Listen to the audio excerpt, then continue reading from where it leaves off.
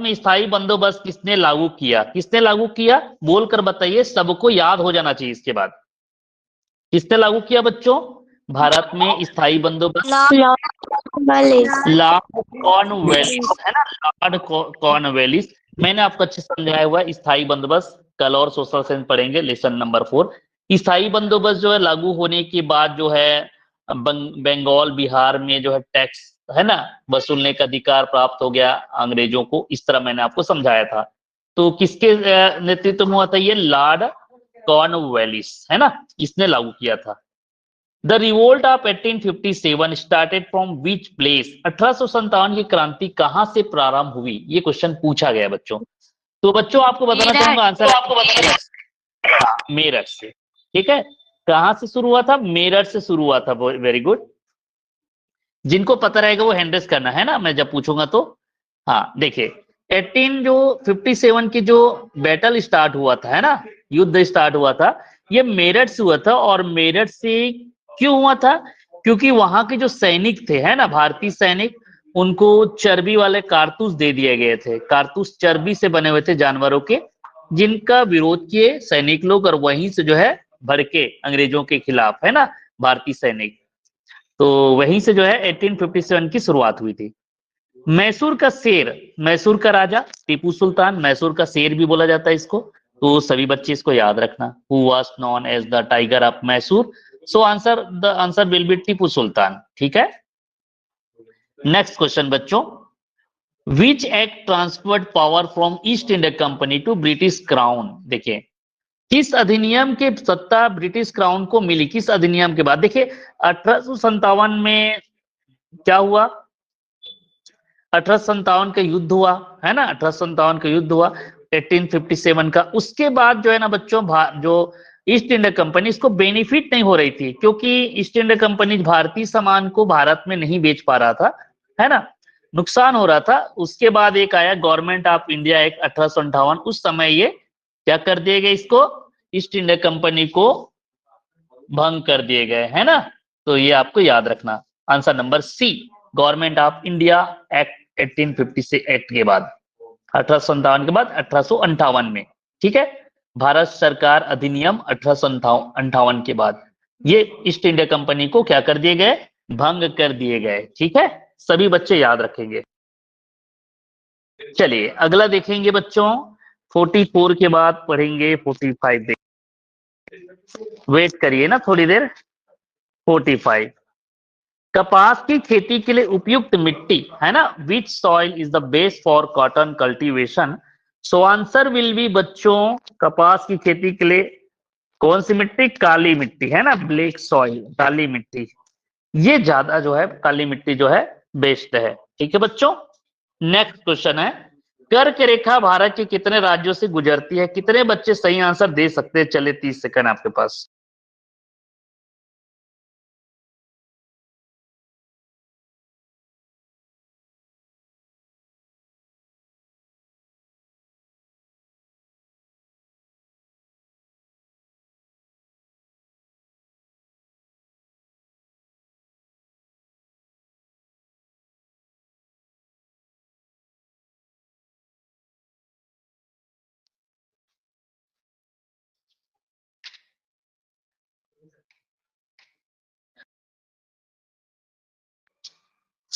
Very good, बहुत बढ़िया, 21 ने सही आंसर दिया। मतलब देखिए, आप में से बहुत बच्चों को आंसर पता नहीं है, इसलिए मैं एनालिसिस करा रहा हूं। देखो आपको आंसर पता होना चाहिए। क्यों होना चाहिए?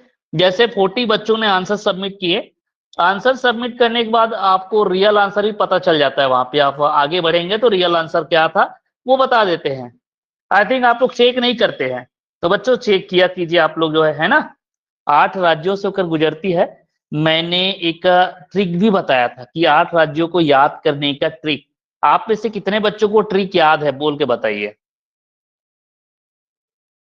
मैंने जो कर्क रेखा भारत के 8 राज्यों से होकर गुजरती है, इसको याद करने के लिए मैंने ट्रिक बता रखा है। आप में से कितने बच्चों को पता है बताइए।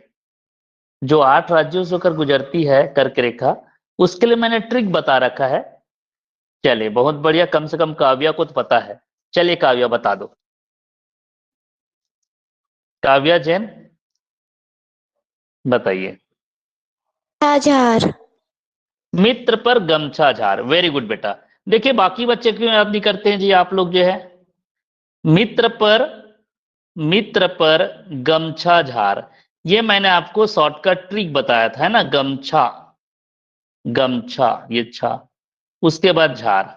तो देखिए 8 राज्यों का नाम आ जाएगा। मीस हो जाएगा मिजोरम, त्रस हो जाएगा त्रिपुरा, पस हो जाएगा पश्चिम बंगाल, रस हो जाएगा राजस्थान, गस हो जाएगा गुजरात, मस हो जाएगा मध्य प्रदेश और छस हो जाएगा छत्तीसगढ़ और झास हो जाएगा झारखंड। कितने हुआ? 1 2 3 4 5 6 7 और 8, ये इसकी वैल्यू नहीं है, ठीक है। तो 8 राज्यों से होकर गुजरती है। मित्र पर गमछा झार, ये आपको याद रखना है, ठीक है। मित्र पर गमछा झार। मैंने इस तरह के ट्रिक आपको, कॉन्टिनेंट को याद कराने का भी ट्रिक आपको बताया था, बताना बाद में, अब क्वेश्चन आएगा, ठीक है।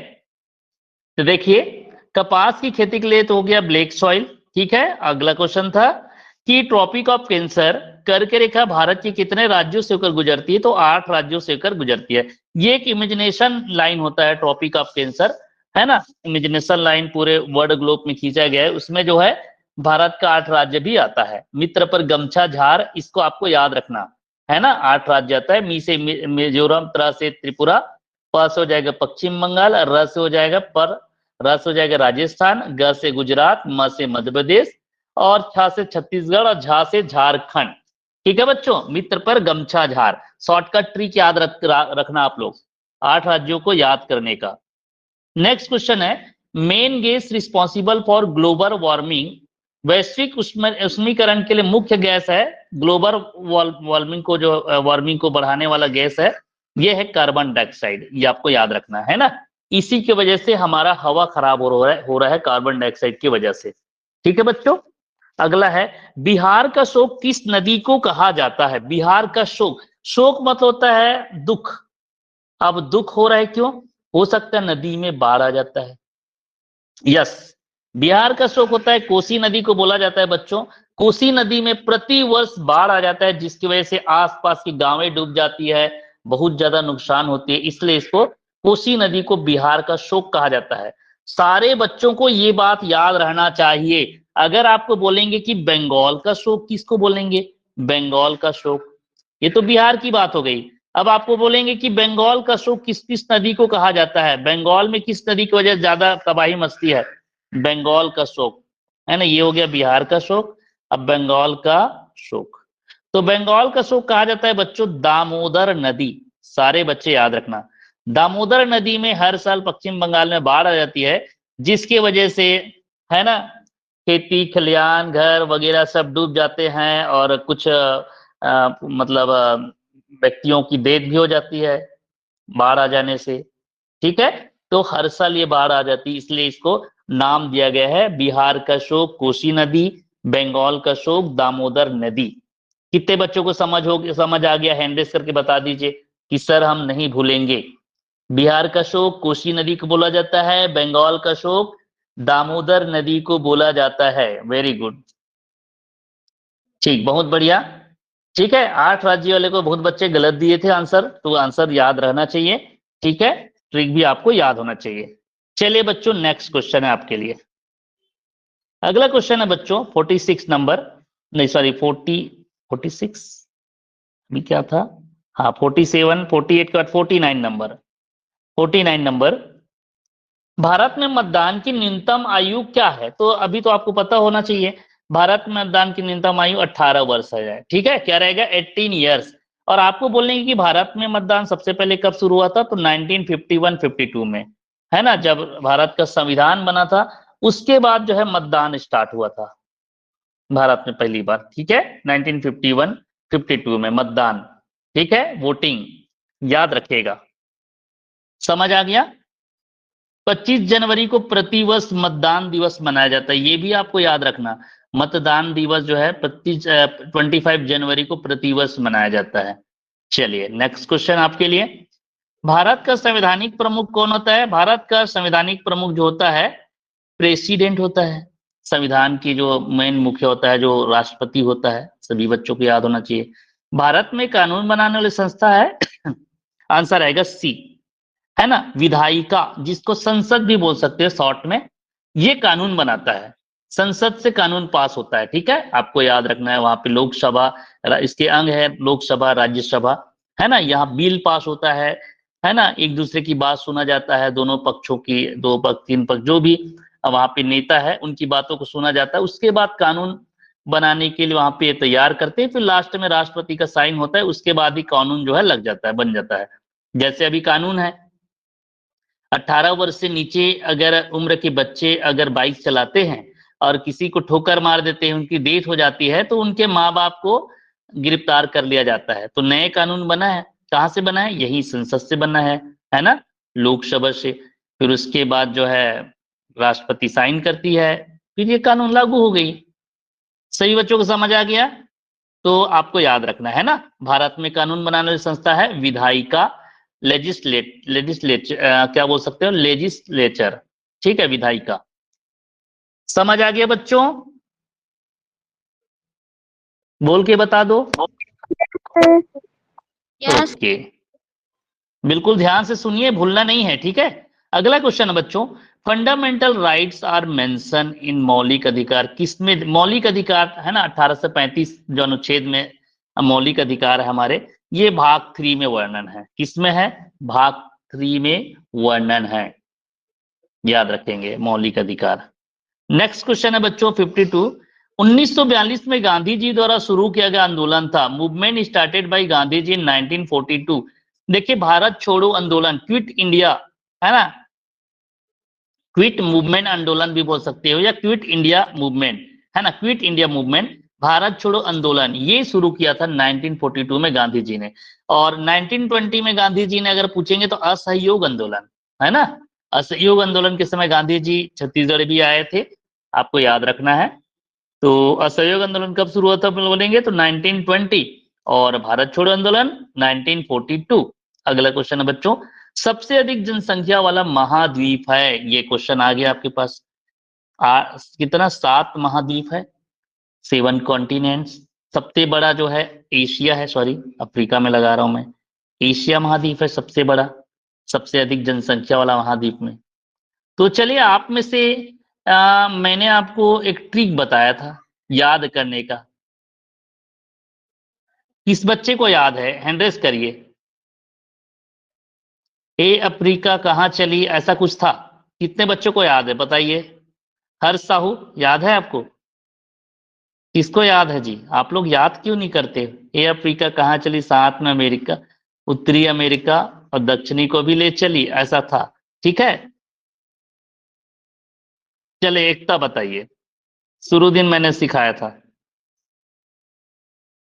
उत्तरी या दक्षिणी और साथ में आंटी और यूरो को लिया करेंगे। एक बार और अच्छे से बोलिए। हिम अडे, आप बढ़ाइए, आप बताइए हिम अडे। अफ्रीका कहाँ चलेंगे, उत्तरी या दक्षिणी, और साथ में आंटी और यूरो को लिया लेंगे। हाँ, साथ में आंटी और यूरो को लिया लेंगे। ये अफ्रीका कहाँ चले उत्तरी और दक्षिणी, साथ में आंटी को लिया करेंगे। इसमें 7 महाद्वीप का नाम आ जाता है, आप लोग याद कर लेना। ठीक है, एशिया सबसे बड़ा कॉन्टिनेंट है। ठीक है, फिर अफ्रीका कहाँ चली, साथ में उत्तरी अमेरिका, फिर दक्षिणी अमेरिका, यूरोप, ऑस्ट्रेलिया, लास्ट में अंटार्कटिका, ऐसा है। ठीक है, याद रखेंगे 7 महाद्वीप होंगे। ठीक है, याद होना चाहिए सबको। सबको याद है? चलो बोल के बता दो कौन कौन से कॉन्टिनेंट है।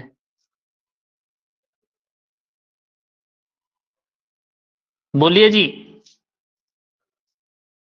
एशिया, एशिया, अफ्रीका,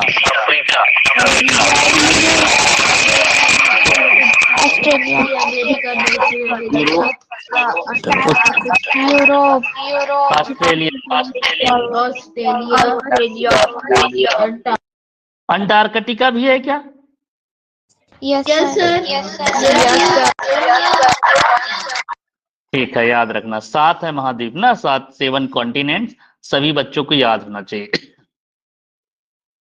अगला क्वेश्चन है, क्या सर? महासागर, महासागर याद कर लो, कौन कौन से महासागर है बताओ? प्रशांत महासागर, हिंद महासागर,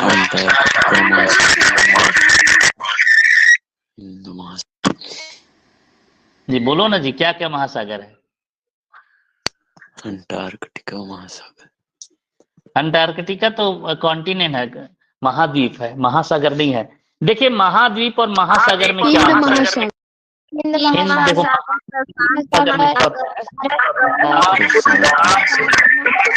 बहुत बड़े क्षेत्र में फैला रहता है, महासागर ज्यादा बड़े क्षेत्र में फैला नहीं रहता है। जैसे हिंद महासागर हमारे इंडिया के पास इस तरफ है ना, क्या बोल सकते हैं, बंगाल साइड में, और आपका इधर प्रशांत महासागर है, और उसके अलावा और है, आप लोग बताना बाद में कितने महासागर है पूरे वर्ल्ड में। ठीक है, 5 करते हैं ना, मुझे दो मॉक टेस्ट तक कंप्लीट करना है। लोकतंत्र का अर्थ होता है, लोकतंत्र मतलब जनता है ना, लोकतंत्र करती जनता है, क्योंकि जनता ही लोकतंत्र बनाती है। भूमध्य रेखा का अक्षांश है, latitude of equator is 0 degree, सभी को याद रखना है। भारत के प्रधानमंत्री की नियुक्ति कौन करता है? तो प्रधानमंत्री की नियुक्ति करता है प्रेसिडेंट। हालांकि इलेक्ट होते हैं, है ना, जो नेता जो बन के आते, चुनाव होते हैं, नेता जो बन के आते नहीं है ना, लोकसभा चुनाव में, वो नेता एक को प्रधानमंत्री तैयार करते हैं, लेकिन प्रधानमंत्री बनने के बाद उसको शपथ दिलाने का काम कौन करता है? प्रेसिडेंट, राष्ट्रपति। Which is a kharif crop, खरीफ की फसल कौन सी है? खरीफ जो जून जुलाई में बोई जाती है, नवंबर दिसंबर में काटी जाती है, उसको बोलते हैं खरीफ क्रॉप, है ना। क्या बोलते हैं बच्चों? खरीफ क्रॉप। तो इनमें से कौन सा रहेगा? बोल दो। धान, ठीक, बहुत बढ़िया, राइस। एक होता है रबी, रबी क्रॉप जो है अक्टूबर नवंबर दिसंबर में बोई जाती है, मार्च अप्रैल में काटी जाती है, अप्रैल, है ना, ये कहलाता है रबी। अगला है मुगल रूल इंडेड आफ्टर, जो मुगल शासन कब खत्म हुआ? ये मुगल शासन में बच्चों यही जो उस समय ईस्ट इंडिया कंपनी खत्म हुआ ना, उसके बाद गवर्नमेंट ऑफ इंडिया एक्ट, है ना, भारत सरकार अधिनियम 1858 के बाद मुगल शासन का भी अंत हो गया। Election in India are conducted by, Bharat में चुनाव कराता है, कौन कराता है? भारत में चुनाव कौन कराता है? इलेक्शन याद रखना, भारत में चुनाव इलेक्शन को, चुनाव आयोग को, निर्वाचन आयोग को, है ना।